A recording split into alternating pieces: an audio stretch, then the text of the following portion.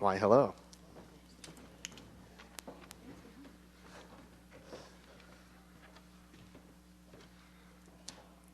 All right, we're going to get started with our third quarterfinal on Monday afternoon, where they will take on the winner of our next game between St. Mary's and San Diego. We're joined by head coach Kelly Graves, along with student athletes Jasmine Redmond and Sunny Greiniker. Coach, we'd like to start with you, please. Your thoughts on the victory? Thanks, Jeff. Well, first of all, I just want to congratulate Coach Azzi and her Dons. I thought they were terrific. Time we tried to separate from them, they just kept coming back, and that's what a well-coached team does. And so that's who the Dons are. But we're really happy and excited to be moving on. First time, in a long time, we've had to, look forward to maybe winning 3 games. So one down, get the next. Question, please raise your hand, and we'll get a microphone over to you. Let's start with Jim here in the front. For Sunny and Jasmine, just talk about the inside-outside game and the offensive efficiency tonight. Sure. Oh, okay, you go. Okay. Coach always says that we got to get the ball inside, and that will open up the outside for us. So we really got the ball inside. With the inside game and pounding it inside, and then open up a lot on the three-point line. Our guards did a really good job.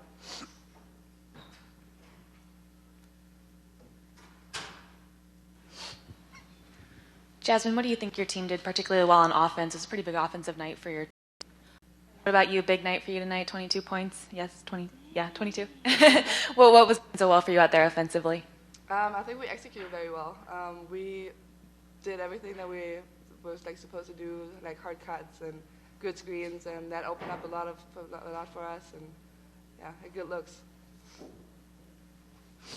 Other questions for student athletes? Shots, just feeling a little special tonight?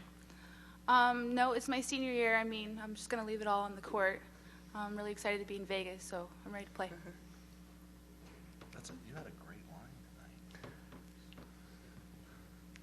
Coach, you talked a little bit about it's the first time you're going to have to win 3 games. Obviously, the extra game is different. Different too much. What we told them tonight was we kind of talked in terms of maybe this is a play-in game because we've liked the 2-game format for a while, and so hey, we need to win this to get into the 2-game tournament, because we do have the 2 days off, so it might seem like a different tournament, but and I'm sure they would rather play, but that was a hard-fought game. I mean, I think a tournament like this now with having to win 3 is going to test our depth, and I felt that that's one of our strengths all year, so I think a 3-game deal like this does help us, but we're only guaranteed the next one. I was wondering, how does your preparation for the tournament games change, or does it change from your preparation during the regular season? Well, I don't know if the daily preparation changes. We try to keep it the same, and we've had some postseason success. So, I've always felt, we've played them now 3 times, but going into this game twice, they know how we're going to play them. We know how we're going to play them. And it comes down to who executes the best. And I thought tonight we really did a nice job. We did what we wanted to. We just had tough time stopping them. I mean, they played well. They attacked the rim. They hit the boards hard. They did a lot of Struggling a little bit, yeah. Really. You were still able to function offensively. What does that say to your depth? That's been our MO all year. You just never know who. Tonight, actually, this was kind of an exception for us. We had 5 players in double figures. That doesn't happen very often for us. And who else is going to step up? And that, like I said, that's nothing new to us. It's been happening all year.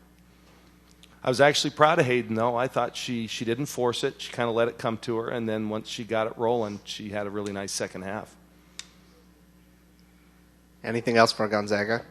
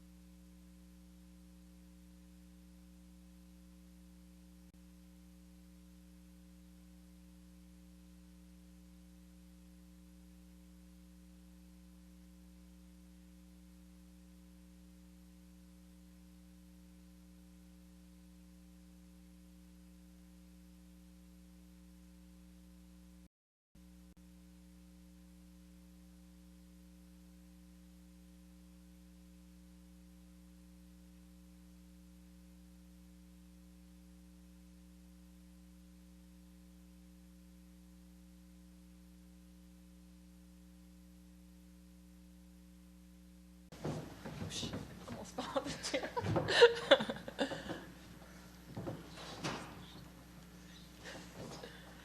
I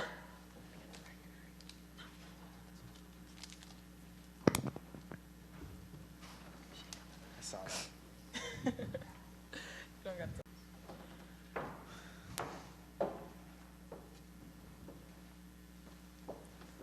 We're being joined now by the University of San Francisco head coach Jennifer Azzi, along with student athletes Taj Winston, Taylor Proctor, and Alexa Hardick. Coach, we'll start with you, please, in an opening statement on. From the last time we played them up at Gonzaga, and it's huge progress for our program the way that we finished the season, and I'm really, really proud of the three players sitting next to me here, and Taj and Taylor, really taking ownership towards the end of the season here and putting the team on their backs. And I don't know how they did back-to-back games like that against LMU, and the emotional, kind of roller coaster, I guess, of that game and the effort that it took to win that game, and then to come out tonight, and our effort was just absolutely outstanding. And for Tex, it's been a joy to coach her.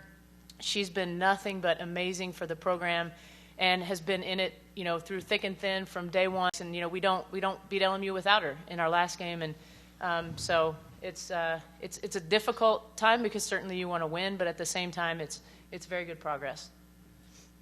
Thank you. If you have a question for a student athlete, please raise your hand and we'll get a microphone to you.